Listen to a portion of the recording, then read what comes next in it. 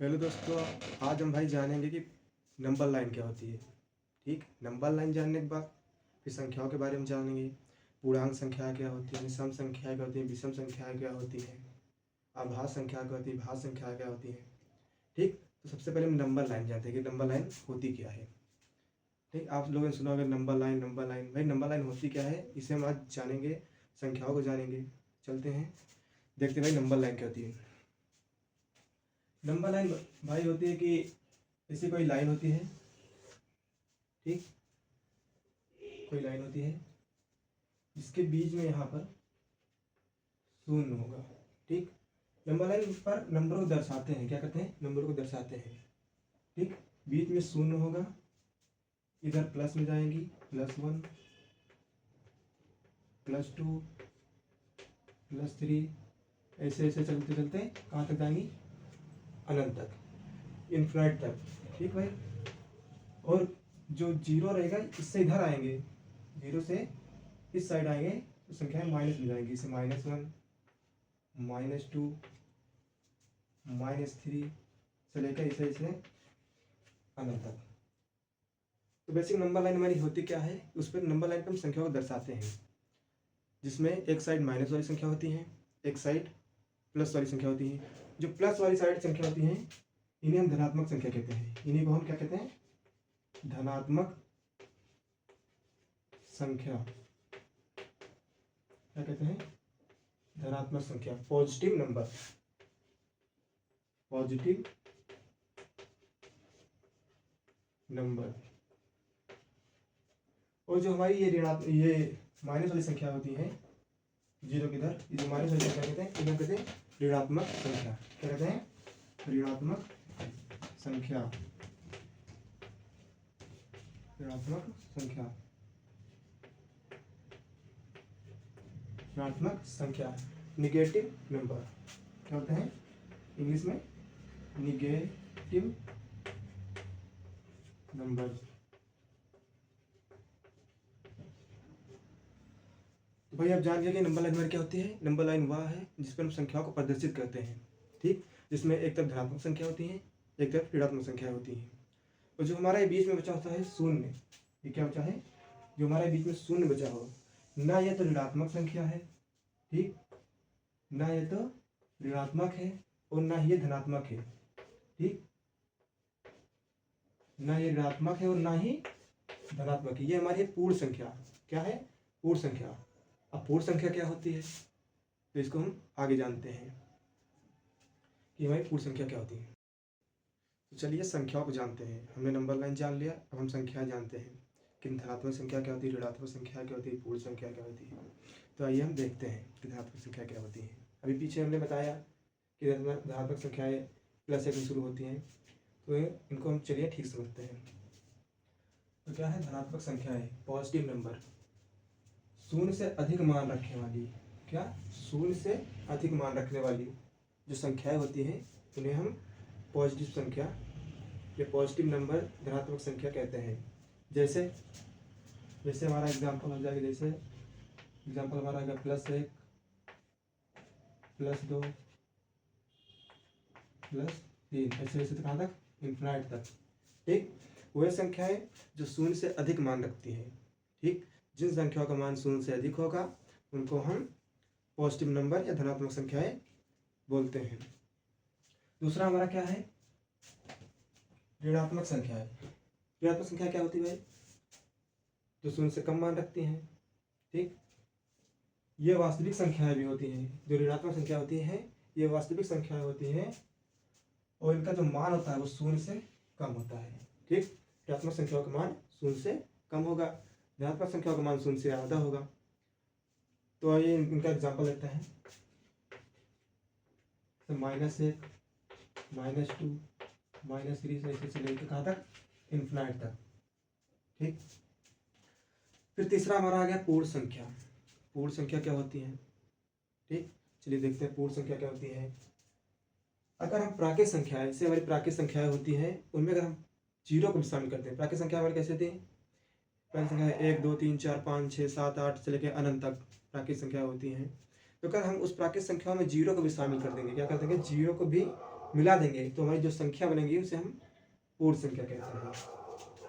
तो अगर हम प्राकृत संख्याएं में जीरो को मिला दें, 0 1 2 3 से लेकर कहाँ तक, अनंत तक, ठीक। प्राकृत संख्याओं में अगर हम जीरो मिला देंगे तो उससे हम क्या कहेंगे, पूर्ण संख्या। क्या कहेंगे, पूर्ण संख्या। अगर आपसे क्वेश्चन पूछ ले सबसे छोटी पूर्ण संख्या बताइए, क्या पूछ ले कि सबसे छोटी पूर्ण संख्या बताइए, तो सबसे छोटी पूर्ण संख्या क्या होगी, 0 होगी, ठीक। सबसे छोटी पूर्ण संख्या 0 होगी, क्या होगी, 0, ठीक है। चलिए भाई हम आगे स्टार्ट करते हैं, ठीक। पूर्ण संख्या के आगे पढ़ते हैं। तो हमारा अगला नंबर क्या है, पूर्णांक संख्या है। पूर्णांक संख्या है, इंटीजर नंबर। इंटीजर नंबर क्या होता है, ये इंटीजर नंबर क्या होता है, चलिए देखते हैं। क्या लिखा है, वह संख्याएं जिनमें प्राकृत संख्या, जैसे कोई प्राकृत संख्या है, ठीक, प्राकृत संख्या है, उसमें 0 को और माइनस वाली संख्याओं को भी, ठीक, 0 को और माइनस वाली संख्याओं को भी शामिल कर देंगे, ठीक, दोनों संख्याओं को शामिल कर देंगे तो हमारी पूर्णांक संख्याएं होंगी, ठीक। क्या है, पूर्णांक संख्याएं वह संख्याएं होती हैं, पूर्णांक संख्याएं वह संख्या होती है जो प्राकृत संख्या में 0 और माइनस वाली संख्याओं को भी शामिल कर दी, मतलब ऋणात्मक वाली संख्या को शामिल कर दी, तो हमारी क्या बनाती है, पूर्णांक संख्या बनाती है, ठीक। जैसे एग्जाम्पल है -1 -2, ऐसे अनंत तक इधर है, ये अनंत से लेकर -1 -2 -1 0 +1 +2 से लेकर अनंत तक, ठीक। तो हमारी हो गई पूर्णांक संख्या है। मतलब प्राकृत संख्याओं में अगर हम माइनस वाली अर्थात ऋणात्मक संख्या को और 0 को और धनात्मक संख्याओं को, मतलब इन संख्याओं को मिला देंगे तो हमारी पूर्णांक संख्याएं बन जाएगी, उन्हें हम पूर्णांक संख्याएं कहेंगे। पांचवा हमारा क्या है, सम संख्याएं। ये सम संख्या कहते हैं, सम संख्याएं इवन नंबर। ये सीधा सीधा दिख रहा है इसमें, सम संख्याएं इवन नंबर, मतलब वह संख्याएं, क्या है, वह संख्याएं या जो संख्याएं 2 से पूर्णतः विभाजित हो, क्या हो जाए, वह संख्याएं जो 2 से विभाजित हो जाए उन्हें हम सम संख्या कहते हैं। जैसे 2 हो गया, 4 हो गया, ठीक, 6 हो गया, 8 हो गया, जैसे अनंत तक, ठीक, अनंत तक चलेगी, 0 से लेके अनंत तक चलेगी। तो हमारी सम संख्याएं वही होती हैं जो 2 से कट जाए। अगला क्या है, अगला हमारा है विषम संख्याएं, ठीक। विषम संख्याएं, ऑड नंबर। ऑड नंबर हमारा क्या होता है, वह संख्याएं जो 2 से न कटे, क्या, कि वो संख्याएं जो 2 से न कटे, ठीक है।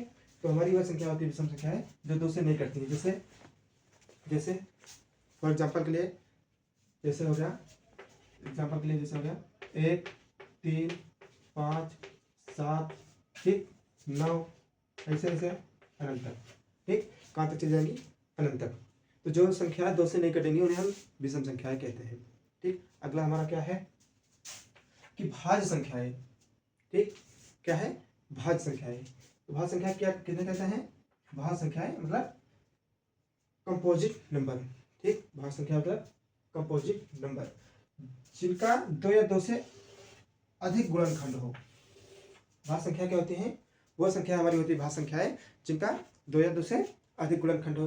जैसे एग्जाम्पल के, जैसे एग्जाम्पल है लिखते हैं, जैसे 4 हो गया, 6 हो गया, ठीक, 4 हो गया, 6 हो गया, 8 हो गया, ऐसे ही चलते चली आएंगे कहाँ तक, अनंत तक।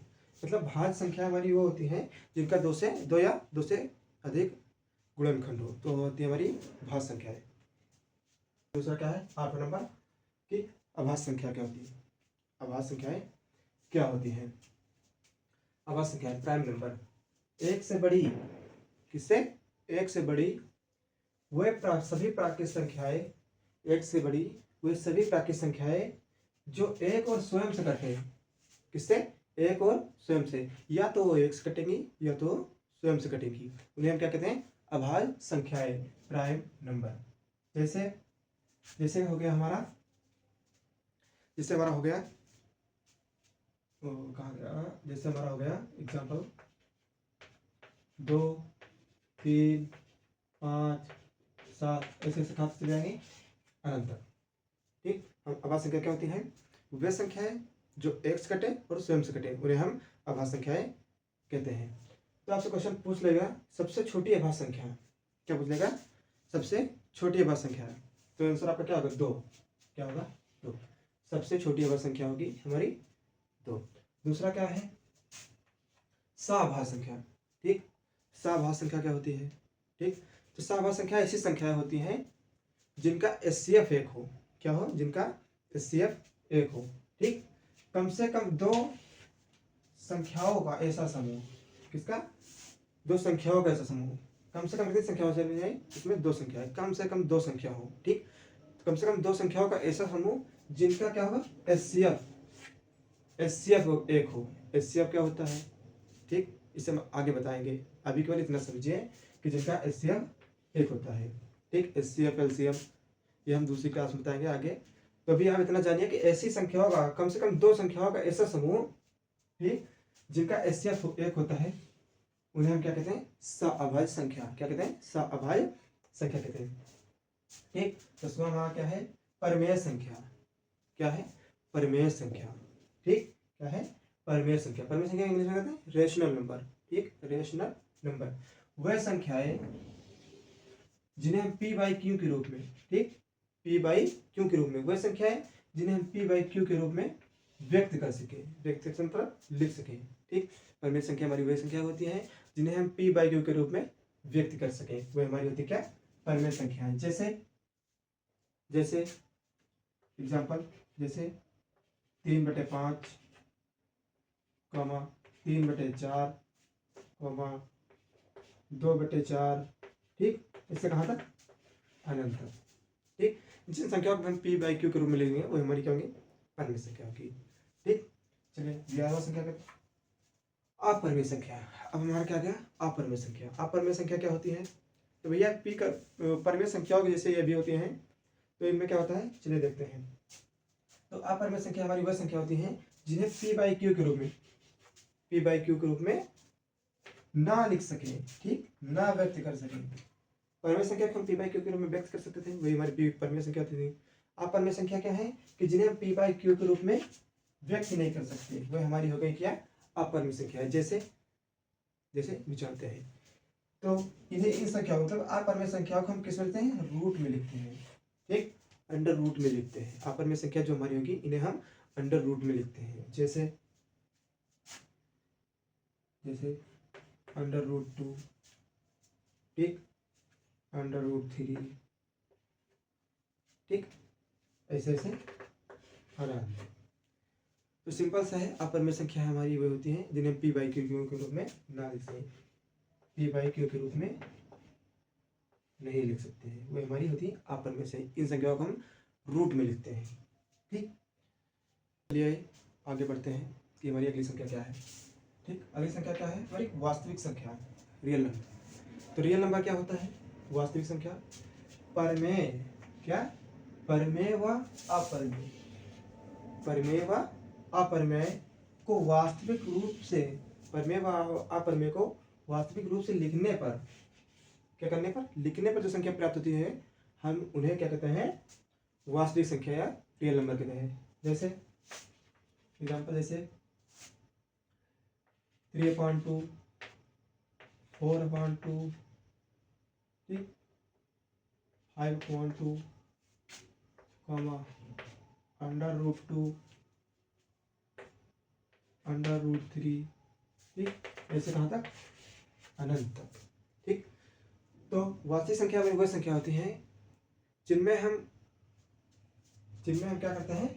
परमेय संख्या और अपरमेय संख्या दोनों लिखते हैं। मतलब परमेय संख्या और अपरमेय संख्या के संयोजन को ही हम क्या कहते हैं? वास्तविक संख्या कहते हैं। ठीक, दूसरा हमारा क्या हो गया? अवास्तविक संख्या, अनरियल नंबर। वास्तविक संख्या अनरियल नंबर इसे कहते हैं। तो इनका वास्तविक रूप नहीं होता भाई, पहले से पता जाता है, इसके नाम से पता लग रहा है अवास्तविक। ठीक, अवास्तविक, जिनका कोई वास्तविक रूप ही नहीं होता है। ठीक, वास्तविक, इनका कोई वास्तविक रूप नहीं होता है और ये काल्पनिक संख्या होती है। क्या होती है? काल्पनिक संख्या होती है। अवास्तविक संख्या क्या होती है? अवास्तविक संख्याओं का कोई वास्तविक रूप नहीं होता है, ठीक, वास्तविक रूप नहीं होता है, ये काल्पनिक संख्या होती है। एग्जाम्पल देख लेते हैं। एग्जाम्पल हो जाएगा इससे हमारा √-2, ठीक, रूट में रहेंगे और माइनस में रहेंगी, √-3, ठीक, √-12, ठीक, अंडर रूट हो गया -107, √-119, ऐसे कहाँ तक? अनंत तक। कहाँ तक? अनंत तक। तो हमारी सभी संख्या हो गई हैं, वास्तविक संख्या, अवास्तविक संख्या, ठीक, भाज्य संख्या, अभाज्य संख्या, पूर्णांक संख्या, सम संख्या। तो हमने आज क्या संख्याओं के बारे में जाना है, ठीक, हमारी संख्याएं क्या होती हैं, ठीक है।